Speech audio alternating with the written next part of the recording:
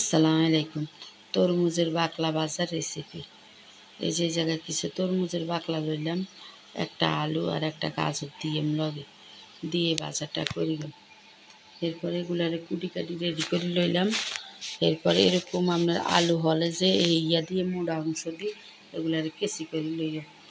এই যে এইভাবে সবগুলা আলু গাজর সবগুলা এইভাবে কেসি করে নিয়ে আর তরমুজের বাকলাগুলা এরপরে এগুলা কুচি করা হয়ে গেছে। এবার এগুলারে উঠাই ভালো করে ধুই হালি এগুলারে আমি এক সাইডে পানিটা জড়াইতাম একদম।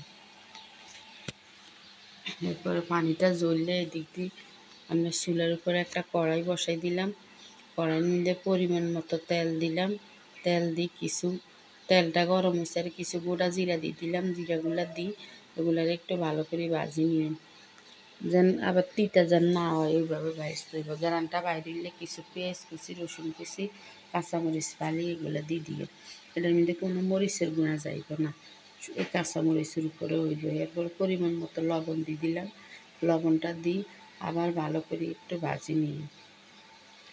ভাজা হয়ে গেলে এর মধ্যে দিয়ে দিলাম কিছু রসুন বাটা একটু আদা বাটা দিয়ে আবার ভাজলাম এগুলারে। এই রসুন আদার গন্ধটা যান পর্যন্ত।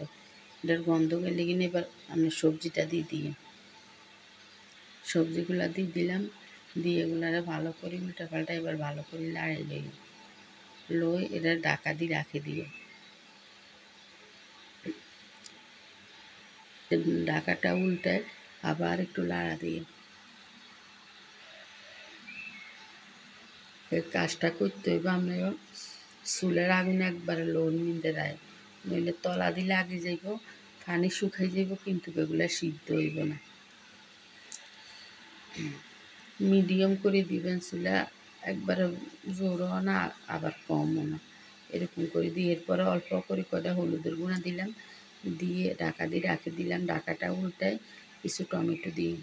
টমেটোগুলা আমরা একটু ভিতরে করে দিয়ে তরকারির তৈলে যে আপনার সবজিগুলার নিচে দিলে টমেটোগুলা গলি যাইব। এরপরে ঢাকা দিয়ে রাখে দিয়েছি, ঢাকাটা উল্টায় টমেটোগুলা গলি গেছে, কিছু ধনিয়া পাতা দিয়ে দিলাম। ধনিয়া পাতাগুলারে উল্টে পাল্টা ভালো করে মিক্স করে নেওয়ার পরে আর এই যে আপনার তরমুজের বাকলা ভাজার রেসিপিটা রেডি। যদি আপনার কাছে ভালো লাগে একটা লাইক কমেন্ট শেয়ার সাবস্ক্রাইব করে দিয়েন। আসসালামু আলাইকুম। এভাবে একবার হইলেও করে খাই দেখবেন, রুটি পরোটা ভাতের লগে যেটার লগে খান খুবই মজা হয়।